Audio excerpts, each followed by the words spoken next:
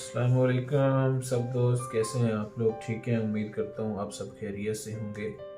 जहाँ भी होंगे अपने अहल खाना के साथ खुश होंगे। आज हमारा टॉपिक है सी स्विप का जनरल पेपर नंबर 3 और इंशाल्लाह हम इस पेपर नंबर 3 में 30 MCQs को कवर करेंगे। ये MCQs बहुत ही ज़्यादा इम्पोर्टेंट हैं और अगर आपने ये 7 पेपर जनरल के, जो मैं वीडियोस तीसरी है आज, बाकी रिमेनिंग पीछे 4 वीडियोस बच जाएंगी और 8 पेपर्स टेक्नोलॉजी के बनाऊंगा। अगर आपने इन्हें गौर से देख लिया 1 या 2 मरतबा और अपने नोट्स बना लिए तो इंशाल्लाह आप इजीली अपना सी स्विप 3.1, जो कि बहुत ही कॉस्टली कोर्स है, आप फर्स्ट चांस पे क्लियर कर सकते हैं। फेज़ 1 में मैंने ये सारे पेपर्स बनाने हैं MCQs के, और फेज़ 2 में मैंने प्लेट, पाइप और मैक्रो क्लियर करवानी है इंशाल्लाह। तो stay tuned with this channel. और अभी तक आप लोगों ने अगर मेरा चैनल सब्सक्राइब नहीं किया तो इसको सब्सक्राइब कर लीजिए और बेल आइकन पर प्रेस करें ताकि हर आने वाली वीडियो आपको मिलती रहे। और जो भी दोस्त अहबाब आपके कोलीग्स हैं उनके साथ ये लिंक ज़रूर शेयर करें, हो सकता है किसी का फ़ायदा हो जाए। Okay, let's start the general paper number 3। First question is which of the following types of imperfection is generally considered to be serious। वो कहता है इसमें से कौन सी इम्परफेक्शन किसको बोलते हैं? डिफेक्ट्स को बोलते हैं। वेल्डिंग का कौन सा डिफेक्ट है जो कि बहुत ही सीरियस है? Surface breaking planar, root concavity, buried planar, surface breaking non planar. जो प्लानर डिफेक्ट्स होते हैं ना, पहले ये माइंड में रख लीजिए, जो प्लानर डिफेक्ट्स होते हैं वो बहुत ही ख़तरनाक होते हैं। अब जब हम ये पता चल गया कि प्लानर डिफेक्ट्स हैं, ये वाला ऑप्शन सी और ए और सी ऑप्शन में प्लानर है, बाकी रूट की कैविटी और non planar as compare to कम होते हैं। तो इसमें मोस्ट इम्पॉर्टेंट और मोस्ट सीरियस होता है सरफेस ब्रेकिंग, क्योंकि टॉप के ऊपर अगर कोई क्रैक आ जाता है, ये वेल्डिंग की लेयर है, अगर टॉप के ऊपर ही क्रैक आ जाएगा तो वो फिर सबसे ज़्यादा ख़तरनाक हो जाएगा। Instead of buried planar, buried तो दफन हुआ हुआ है ना, दोनों साइडों से बंद है, तो उसको ख़राब होते हुए, ब्रेक होते हुए, कोई डिफेक्ट प्रॉब्लम करते हुए टाइम लगेगा। तो ऑप्शन ए इज करेक्ट।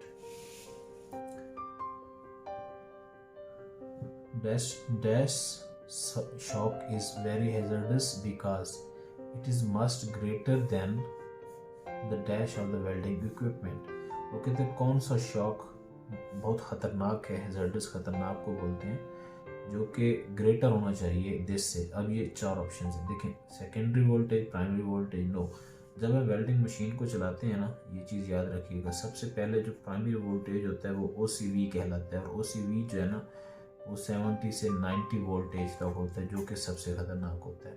उसके बाद सेकेंडरी वोल्टेज होता है ना, उसको सेकेंडरी वोल्टेज कहते हैं, जो कि as per hour welding procedure या वेल्डिंग मशीन जो यूज़ कर रहे हैं, बट नॉर्मली 10 से 12 मिलीमीटर, 10 से 12 वोल्टेज जैसे टिग वेल्डिंग में होता है, या 20 से 30 वोल्टेज समथिंग लाइक दिस जैसे मिग वेल्डिंग में होता है। तो इसका मतलब है जो प्राइमरी वोल्टेज OCV है वो ख़तरनाक है, और उसके बाद सेकेंडरी वोल्टेज आता है। अब देखते हैं कहाँ पे, सेकेंडरी वोल्टेज पहले, प्राइमरी वोल्टेज बाद में, no. Primary voltage shock is very hazardous, okay. Secondary voltage ठीक है, तो प्राइमरी हमने देखा है OCV है, सेकेंडरी हमने देखा है नॉर्मल है, तो ये हमारा answer B is the correct answer. बाकी एम्पेयर वगैरह के साथ इसका लिंक नहीं है, क्योंकि voltage more hazardous in welding. During post weld heat treatment, PWHT, post weld heat treatment, it is important to control the rate of heating and cooling in order to। वो कहते हैं कि जब हम पोस्ट वेल्ड हीट ट्रीटमेंट कर रहे होते हैं ना, पोस्ट वेल्ड हीट ट्रीटमेंट मैंने आपको लास्ट टाइम बताई थी, वेल्डिंग के बाद अगर हमने उसकी स्ट्रेस रिलीविंग रेजिडुअल स्ट्रेसेस को रिमूव करना है, टफनेस को बढ़ाना है, कुछ भी करना है ना, तो हम पोस्ट वेल्ड हीट ट्रीटमेंट करते हैं। उसका ग्राफ कुछ इस तरह बनता है, ठीक है। तो इसमें पहले अनकंट्रोल्ड हीटिंग होती है, फिर कंट्रोल्ड हीटिंग होती है, फिर सॉफ्ट टाइम होता है, फिर कंट्रोल्ड कूलिंग होती है, फिर ये अनकंट्रोल्ड कूलिंग है, ठीक है। तो अब इसमें हीट एंड कूल का जिक्र है, तो अगर हम ये करें, इसको जल्दी जल्दी गर्म कर दें, इसको जल्दी जल्दी ठंडा कर दें, तो क्या होगा, अनकंट्रोल्ड है ना, इम्पोर्टेंट टू कंट्रोल, कौन सा रेट कंट्रोल करना है वो कहते हैं। अगर हम इसको अनइवनली हीट एंड कूल करें तो उसमें क्या हो जाएगी, डिस्टॉर्शन हो जाएगी, यानी कि लोहा जो है या हमारा पीस जो है, मेटल जो है वो जैग जैग बन जाएगा या वेल्डिंग से क्रैक आ सकता है, कुछ भी हो सकता है। तो control the grain size, allow time for hydrogen to escape, ensure surface layers no, minimize the risk of distortion. उसके डिस्टॉर्शन के रिस्क को हम कम से कम कर सकते हैं अगर हम कंट्रोल्ड हीटिंग एंड कूलिंग करें तो, ठीक है। अगर हम इजीली कंट्रोल करें कूलिंग को, हीटिंग को, तो हमारा रिस्क ऑफ डिस्टॉर्शन जो है वो मिनिमम हो सकता है।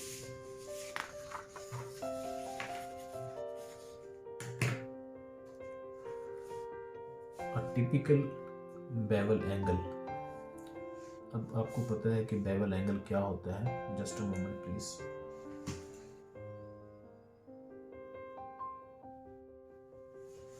यस दोस्तों, तो आपको पता है कि बेवल एंगल हमारा क्या होता है, मैं रिपीट कर देता हूँ। सपोज ये हमारा सिंगल वी जॉइंट है, लाइक दिस, राइट। तो ये हमारा जो है ना टोटल एंगल, ये कहलाता है इंक्लूडेड एंगल। मैंने अपने लास्ट लेक्चर में बताया था। अगर हम इसका हाफ ले लेते हैं, ये वाला, ये सेंटर वाला, ये कहलाता है हमारा बेवल एंगल। तो जो इंक्लूडेड एंगल होता है वो 70 डिग्री होता है, जो बेवल एंगल उसका हाफ बन जाता है 35 डिग्री होता है। Bevel angle 35 is the right answer. In martensitic grain structure, which of the following mechanical properties would more likely to increase? मैंने आपको लास्ट लेक्चर में ये भी बताया था martensitic स्ट्रक्चर क्या होता है, जिसमें ग्रेन साइज बढ़ता जाता है। जब ग्रेन साइज बढ़ता है तो उसकी हार्डनेस बढ़ती जाती है। तो जब भी martensitic ग्रेन स्ट्रक्चर का नाम आए तो आपके माइंड में हो जाना चाहिए कि ये क्या चीज़ इंक्रीज करता है, हार्डनेस को इंक्रीज करता है। Can plate lamination be found using visual inspection method? वो कहते हैं क्या हम प्लेट की लेमिनेशन को देख सकते हैं VT से, विजुअल इंस्पेक्शन से, only in austenitic stainless structure. पहले आपको पता होना चाहिए लेमिनेशन होती क्या है। लेमिनेशन एक्चुअली पेरेंट मेटल का डिफेक्ट होता है। जब भी कोई हम प्लेट्स वगैरह बना रहे होते हैं ना, तो हम उसको रोल करते हैं या उसको हम बेंड करते हैं, तो उसमें डिफरेंट लेयर्स होती हैं, राइट। ये सपोज लेयर्स हैं, तो हर लेयर के दरमियान वो ऐसे प्रेस करते हैं ताकि वो आपस में मेल्ट होके एक लेयर बन जाए, एक ही पीस बन जाए। तो होता क्या है, अगर लेयर्स टू लेयर के दरमियान थोड़ा बहुत गैप बच जाता है या वो प्रॉपर आपस में प्रेस नहीं होती, मेल्ट नहीं होती, तो उसमें एक क्रैक सा इस तरह लाइन बन जाती है, उसको लेमिनेशन कहते हैं, ठीक है। अब वो कहते हैं कि लेमिनेशन को हम VT में कैसे देख सकते हैं। ऑस्टेनेटिक स्टेनलेस स्ट्रक्चर में देख सकते हैं, no. Yes with the right light conditions on the plate face, नहीं, प्लेट फेस में हम नहीं देख सकते। ओनली इन अनकंट्रोल्ड कंडीशन, इसका भी लिंक नहीं है। Only when viewed in cross section, yes. अगर हम प्लेट को साइड से देख रहे हैं, अगर कोई इस तरह की लाइन या क्रैक में नज़र आ रहा है साइड से, तो हमें पता चल जाएगा इसमें लेमिनेशन है, क्योंकि इसमें और कोई वेल्डिंग का डिफेक्ट नहीं आया।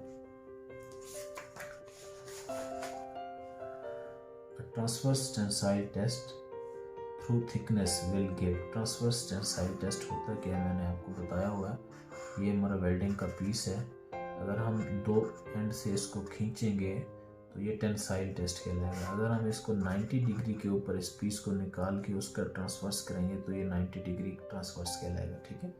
90 डिग्री के ऊपर पीस को हमने एक्सट्रैक्ट किया, वो कहते हैं tensile strength.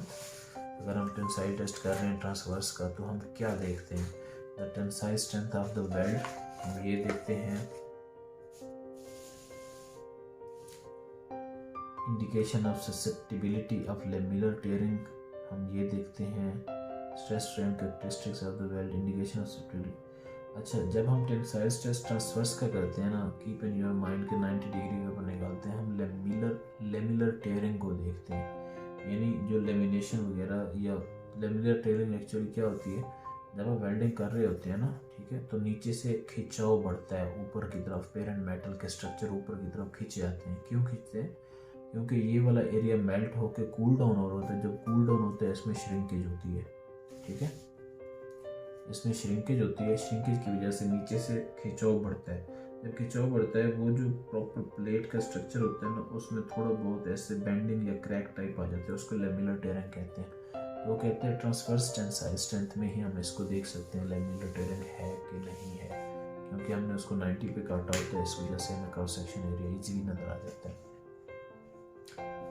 Which of the following cannot detected by penetrant testing? वो कहते हैं penetrant testing जो पीटी होता है, या इसको डीपीटी भी बोलते हैं, या इसको डीपीआई भी बोलते हैं, डाई पेनिट्रेंट इंस्पेक्शन वगैरह। वो कहते हैं किस इससे हम कौन सी चीज़, कौन सा डिफेक्ट डिटेक्ट नहीं कर सकते। Surface breaking, planar defect no, surface breaking के लिए तो ये बना होता है। अंडरकट्स नो, अगर अंडरकट सरफेस के ऊपर है फिर भी हम देख सकते हैं। Buried planar defect, non planar surface breaking non planar भी हम उससे देख सकते हैं, लेकिन बरीड प्लानर डिफेक्ट्स जो होते हैं ना, हम उससे नहीं देख सकते, क्योंकि वो तो बरीड है, जबकि डीपीआई जो होता है, पेनिट्रेंट टेस्टिंग होता है, वो सरफेस डिफेक्ट्स के लिए होता है। A small diameter less than 150 mm pipeline is to be laid across country. 150 millimetre से कम की पाइपलाइन बिछाई गई है कंट्री में, पूरे कंट्री में, क्रॉस कंट्री में। और which of the following method would be normally be used to detect internal volumetric defects within the weld? वो कहता है कौन सा मेथड हम यूज़ करेंगे, नॉर्मली करते हैं, जो इंटरनल वॉल्यूमेट्रिक डिफेक्ट्स कहलाते हैं। पहले तो ये समझ लें वॉल्यूमेट्रिक डिफेक्ट्स क्या होते हैं। हमारे पास दो टाइप्स के डिफेक्ट्स होते हैं, planar defects, non planar defects.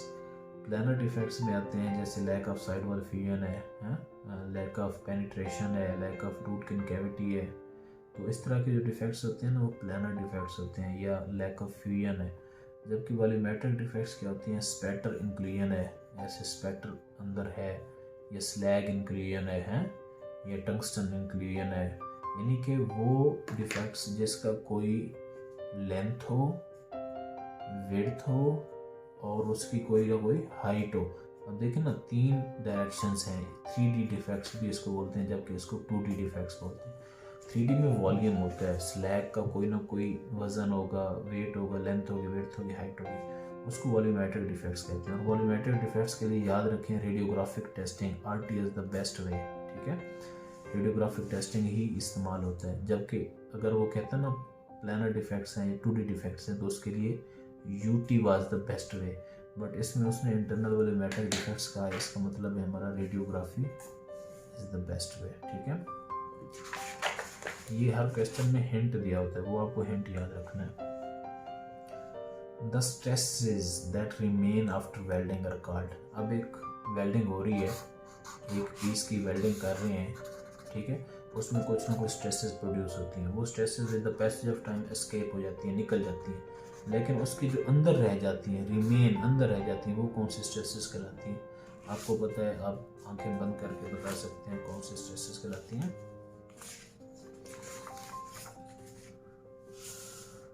Residual stresses, residual stresses जो बाकी रह जाने वाली स्ट्रेसेस होती हैं, उसको बोलते हैं। Sequence welding is preferred. Sequence welding पहले होती क्या, आपको ये पता होना चाहिए। ये हमारे 2 वेल्डिंग है, हमने इतनी लेंथ वेल्डिंग करनी है, पहले हम यहाँ से यहाँ तक वेल्डिंग कर देते हैं, दूसरे स्टेप में ये, तीसरे में ये, चौथे में ये, राइट।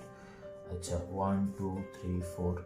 अब हम क्या करते हैं, यहाँ दोबारा वेल्डिंग शुरू कर देते हैं, जो कि 5वां, 6वां, 7वां, 8वां, राइट। अब हमने गैप के साथ एक सीक्वेंस में वेल्डिंग की है। ये क्यों हमने की है, ताकि हमारी डिस्टॉर्शन ना हो, यानी अगर हम एक साथ करते तो यहाँ से कोई ना कोई बेंड आ सकता था, कोई क्रैक आ सकता था। तो सीक्वेंस वेल्डिंग किस लिए प्रेफर की जाती है, डिस्टॉर्शन को मिनिमाइज करने के लिए, ठीक है। Plasma cutting can be applied. आपको पता है प्लाज्मा कटिंग क्या होता है। प्लाज्मा कटिंग जब भी यूज़ होता है वो ऑस्टेनेटिक स्टेनलेस स्टील या स्टेनलेस स्टील के लिए ही यूज़ होता है। इसमें ऑस्टेनेटिक स्टेनलेस स्टील दे दिया, जबकि कार्बन स्टील और लो लाइट स्टील वगैरह को हम कार्बन दूसरे ऑक्सीफ्यूल कटिंग से भी कट सकते हैं। जबकि प्लाज्मा कटिंग में क्या होता है, हाई वो होती है, प्रेशराइज्ड ऑक्सीजन होती है, और साथ ही प्लाज्मा कटर एक होता है प्रॉपर्ली, सेमी ऑटोमेटिक भी होता है, मैनुअल भी होता है, आपने देखा होगा, सॉरी ऑटोमेटिक भी होता है। Weldment in carbon manganese steel made using heat input higher than the maximum specified WPS। वो कहते हैं एक वेल्डमेंट है, यानी एक वेल्डिंग की हुई है कार्बन मैंगनीज स्टील की, CMN की, तो वो कहता है अगर उसकी हीट इनपुट ज़्यादा है, किससे, WPS से ज़्यादा है, सपोज WPS में 1.002 किलो जूल पर मिलीमीटर उसने हीट इनपुट हमें दी है, लेकिन हमारे वेल्डर साहिबान ने क्या है, ये WPS वेल्डिंग प्रोसीजर स्पेसिफिकेशन में इतना दिया है, उसमें हमारे वेल्डर्स ने क्या किया, 1.4 1.5 तक हीट को ऊपर ले गया, हीट इनपुट HI कर देता हूँ इसको। तो उसका क्या होगा, मैंने आपको लास्ट टाइम बताया हुआ था, अगर हीट इनपुट ज़्यादा होगी तो उसमें टफनेस जो है वो कम बच जाएगी, लोअर टफनेस हो जाएगी, ठीक है। अगर हीट इनपुट कम होगी तो उसमें हार्डनेस इंक्रीज हो जाएगी, हायर हार्डनेस होगी, ये याद रखिएगा। तो यहाँ पे मैक्सिमम जो हीट इनपुट है हायर है, तो इसका मतलब है उसमें टफनेस क्या हो जाएगी, लोअर हो जाएगी। C is the right answer. Which welding parameter normally has the greatest influence of heat input? वो कहते हैं वेल्डिंग पैरामीटर्स होते हैं डिफरेंटली, ट्रेवल स्पीड है, करंट है, एम्पेयर है, वोल्टेज है, वटेवर। वो कहते हैं इसमें से कौन सा पैरामीटर हीट इनपुट को सबसे ज़्यादा इन्फ्लुएंस करता है, यानी हीट इनपुट ज़्यादा कर सकता है या कम कर सकता है। देखें, हम वेल्डिंग कर रहे हैं, ये हमारा इलेक्ट्रोड यहाँ पे है, तो मैं इलेक्ट्रोड को 10 सेकंड तक लेके इसी जगह पे बैठा रहूँ, इसी जगह पे वेल्डिंग करता हूँ, तो क्या होगी, हीट इनपुट इसमें सबसे ज़्यादा हो जाएगी ना। इसका मतलब है कि ट्रैवल स्पीड हमारी कम है, तो ये ट्रैवल स्पीड के ऊपर ही डिपेंड करती है हीट इनपुट। अगर ट्रैवल स्पीड हमारी ज़्यादा होगी, जल्दी जल्दी करते जाएंगे, हीट इनपुट कम होगी।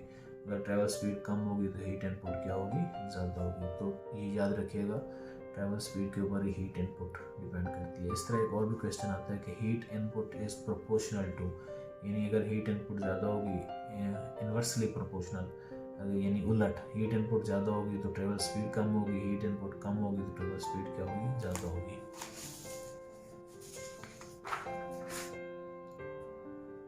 ओके, आई होप कि आपको कॉन्सेप्ट्स क्लियर हो रहे होंगे।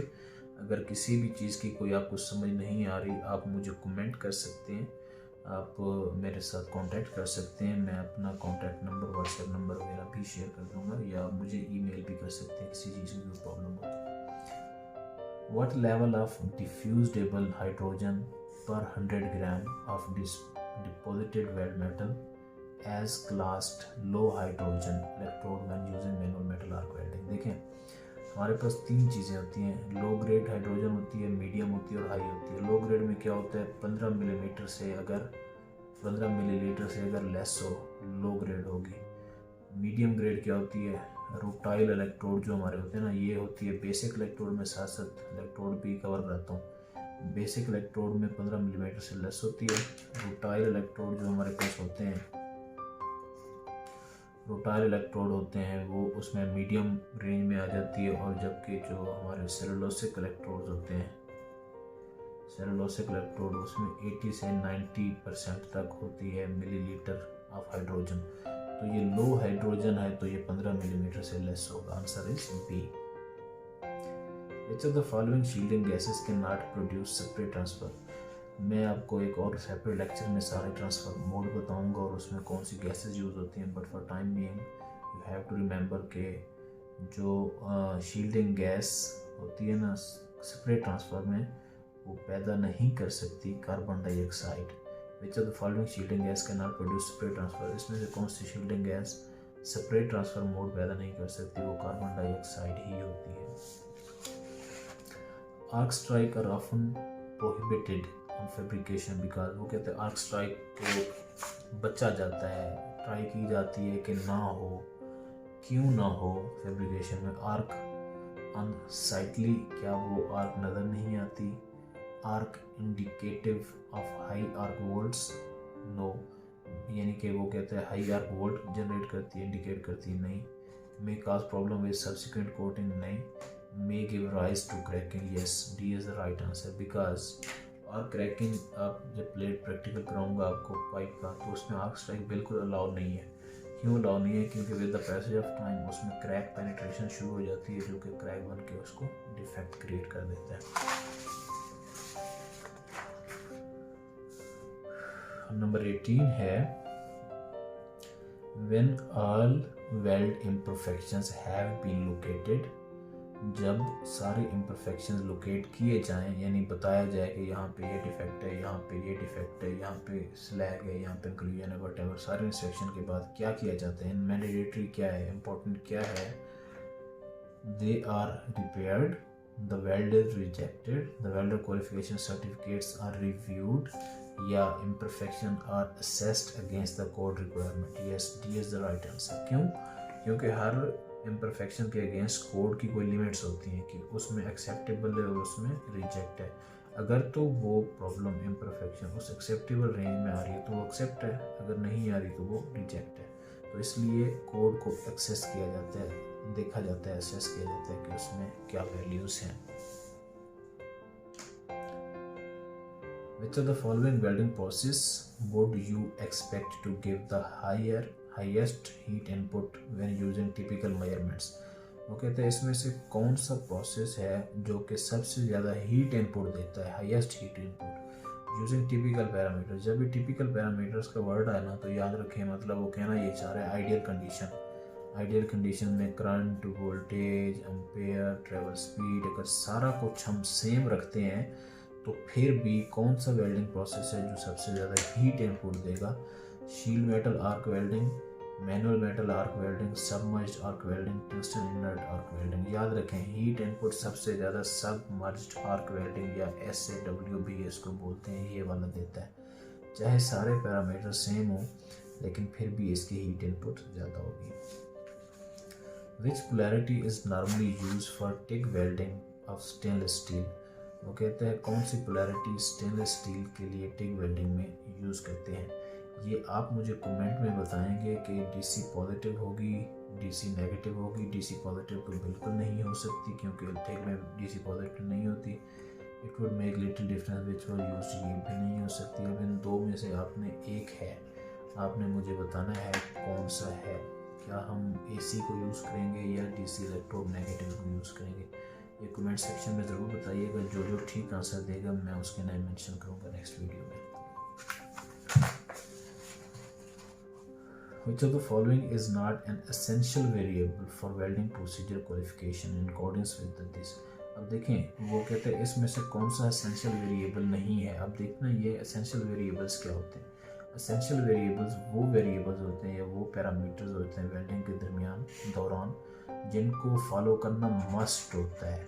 अगर हम उनको फॉलो नहीं करेंगे तो उसमें मैकेनिकल एंड मेटलर्जिकल प्रॉब्लम्स आ जाएंगे. ठीक है, वो उसको बोलते हैं एसेंशियल वेरिएबल. मतलब जिनको फॉलो करना मस्ट होता है जिसकी वजह से वेल्डिंग हमारी ख़राब हो जाती है, उसको एसेंशियल वेरिएबल्स कहते हैं. अब वो कहते हैं इसमें से कौन सा एसेंशियल वेरिएबल नहीं है. देखते हैं ऑप्शन कौन से हैं. Welding process, yes essential variable है. अगर WPS में उसने कहा है कि टिग वेल्डिंग करनी है तो हमें टिग वेल्डिंग ही करनी है. ये नहीं करना कि जनाब हम उसमें SMAW कर दें या SAW कर दें, ये भी नहीं हो सकता. मटेरियल टाइप, ये भी एसेंशियल वेरिएबल है. ये नहीं है कि हम MS का मटेरियल है और SS को ही फॉलो करना शुरू कर दें. Welding position, post weld heat treatment, अगर पोस्ट वेल्ड हीट ट्रीटमेंट उसने कहा है करनी है तो हमने लाजमी करनी है. Welding position is the non essential variable. इसमें हमें या WPS को या क्लाइंट को फ़र्क नहीं पड़ता कि आप 2G में करें, 3G में करें, 4G में करें, जिसमें भी करें. उसको चाहिए कि फाइनल प्रोडक्ट आपकी वेल्डिंग की जो थिकनेस है, जो स्ट्रेंथ है, जो प्रॉपर सिस्टम की कैरेक्टरिस्टिक्स हैं, उसको फॉलो करना चाहिए. तो welding position is not the essential variable.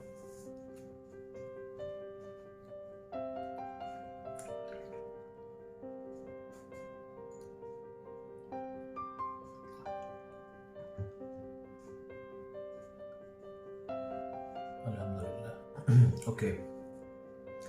In MIG-MAG welding, solid wire welding uses which polarity? MIG-MAG welding में solid wire जो होती है, मोटी वायर होती है, वो काफ़ी थिकनेस की, उसके ऊपर कॉपर की कोटिंग होती है और उसको पेनिट्रेशन और करंट ज़्यादा चाहिए होता है. तो इसलिए हम DC पॉजिटिव ही MIG-MAG में यूज़ करते हैं, याद रखिएगा. When measuring arc voltage, where should the measuring instrument be connected? जब वो कहते हैं आर्क वोल्टेज अब मेजर कर रहे हैं तो कहाँ से इंस्ट्रूमेंट को हमें कनेक्ट करना चाहिए. यानी वोल्ट मेजर करने के लिए हमें जो वोल्ट मीटर है वो कहाँ कनेक्ट करना चाहिए ताकि हमें पता चले कि कितने वोल्टेज जा रहे हैं. Across the terminal of the power source, no. Power source के आगे तो हमारे पास लाइन भी है, यानी केबल भी है, उसमें लाइन लॉसेज भी हैं, तो हम वहाँ नहीं मेजर कर सकते. across the arc and near the practical to the arc. Yes, this is the right answer. यानी कि जहाँ पे हम वेल्डिंग कर रहे हैं ना, तो उसके आर्क के करीब करीब जहाँ प्रैक्टिकल हो होल्डर के साथ या जहाँ भी प्रैक्टिकल हो, तो हमें वहाँ पे कनेक्ट करना चाहिए और उसको देखना चाहिए. The number 111. अब 111 क्या है? वेल्डिंग प्रोसेस को शो करता है. Is shown in tail end of the welding symbol. अब इस तरह वेल्डिंग सिंबल होता है, इसकी ऐसे टेल हेड बनी होती है, ये एरो साइड है, ये सॉलिड लाइन होती है, इसके ऊपर रेफरेंस लाइन या डॉटम लाइन भी होती है अगर हम यूरोपियन स्टैंडर्ड्स को फॉलो कर रहे हैं. अगर हम अमेरिकन स्टैंडर्ड को फॉलो कर रहे हैं तो सॉलिड लाइन के अप डाउन को फॉलो करते हैं. ये उसकी टेल है. अगर 111 यहाँ लिखा हुआ है तो इसका क्या मतलब है? तो याद रखें, इस टेल के अंदर ख़ास इंफॉर्मेशन लिखी जाती है, यानी कि ये वेल्डिंग प्रोसेस को शो कर है. सिंपल सी बात है. आपको ये जब 111 पता चल गया, ये भी आपको पता है वेल्डिंग प्रोसेस ही होता है. तो option A is the right answer. ठीक है, टेल के अंदर जो इन्फॉर्मेशन अगर इस तरह का नंबर लिखा हो तो वेल्डिंग प्रोसेस है. इसी तरह से मिलता जुलता एक और क्वेश्चन भी आ सकता है कि टेल में 111 लिखा है तो कौन सा वेल्डिंग प्रोसेस है? आप उसको कर सकते हैं MMA या SMAW. ये प्रोसेस है. ये 4-5 प्रोसेस हैं यानी उसकी ख़ास नंबरिंग है 111, 121, 131, 135, 141. ये 5 हमारे वेल्डिंग प्रोसेस हैं जिन्हें बता ही देते हैं आपको. ये हमारे पास MMA होता है या SMAW. ये हमारे पास क्या होता है? MIG-MAG होता है. राइट, ये हमारे पास, ये आप बताएं MIG-MAG होता है या TIG होता है?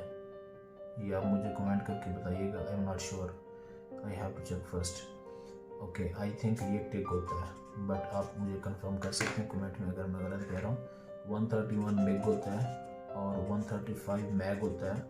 141 SAW होता है, सबमर्ज्ड आर्क वेल्डिंग प्रोसेस होता है. तो ये 5 नंबर्स होते हैं तो जो कि वेल्डिंग प्रोसेस को शो करते हैं. एनीवे, इतना ज़्यादा याद करने की ज़रूरत नहीं है. आपको सिर्फ ये पता होना चाहिए ये वेल्डिंग प्रोसेस है और टेल में जो लिखा जाता है वेल्डिंग प्रोसेस होता है. Which of the following standard relates to welding process procedure approval? अब 4 से 5 कोड्स हैं, वो जो मैं आपको 2 आवर्स की क्लास है उसमें सारे कवर करा दूंगा. लेकिन वेल्डिंग प्रोसीजर अप्रूवल जो होती है ना, यूरोपियन स्टैंडर्ड 288 या 15614 के ऊपर ही यूज़ करते हैं. जबकि 287 जो होता है वो वेल्डर क्वालिफिकेशन के लिए यूज़ होता है. 22 इसको बोलते हैं. इसको हम सैम्बल्स के लिए यूज़ करते हैं, वेल्डिंग सैम्बल्स वगैरह के लिए. ये भी याद आप रख सकते हैं. लेकिन वेल्डिंग प्रोसीजर अप्रूवल जो है वो 288 से होती है. A fillet weld has a design throat thickness. अब डिज़ाइन थ्रोट थिकनेस क्या होती है? मैंने आपको बताया था. जो हम बात कर रहे हैं मुंह से, डिज़ाइन थ्रोट से बात करें इनिशियल स्टेजेस पे, ए को डिनोट करते हैं. उसकी लेग लेंथ क्या होगी? जी क्या होगी? इसका फार्मूला होता है 1.4 × A. अगर आपने ये फार्मूला मिक्स हो जाता है तो मेरे प्रीवियस लेक्चर में जब मैंने वहाँ पे एलेबोरेट किया हुआ आपको कभी नहीं भूलेगा. तो 1.4 × A की वैल्यू क्या है? 8 है, तो that will be 11.2 millimetre. B is the right answer. Which of the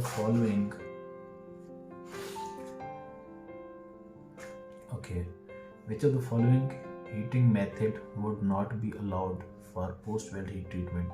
वो कहते हैं कौन सा हीटिंग मेथड है जो कि पोस्ट वेल्ड हीट ट्रीटमेंट में यूज़ नहीं कर सकते हम, अलाउ नहीं होता. इलेक्ट्रिकल रेजिस्टेंस मैट्स, ये हम कर सकते हैं क्योंकि कंट्रोल टेम्परेचर और कंट्रोल कूलिंग हम इसे कर सकते हैं. Hand held gas torch, gas fire furnace, induction heating. Hand held gas torch हम यूज़ नहीं कर सकते क्योंकि हाथों से जब हम टॉर्च लगा रहे होते हैं ना, तो हमारे पास मैनुअली इतनी वो नहीं होती एक्सपर्टीज़ के इक्वली टेम्परेचर को हम डिवाइड कर दें. तो hand held gas torch allow नहीं होती पोस्ट वेल्ड हीट ट्रीटमेंट में. हैंड हेल्ड गैस टॉर्च से प्री हीटिंग तो हम कर सकते हैं, प्री हीटिंग के लिए तो यूज़ होती है, लेकिन पोस्ट वेल्ड हीट ट्रीटमेंट के लिए यूज़ नहीं होती. याद रखिएगा.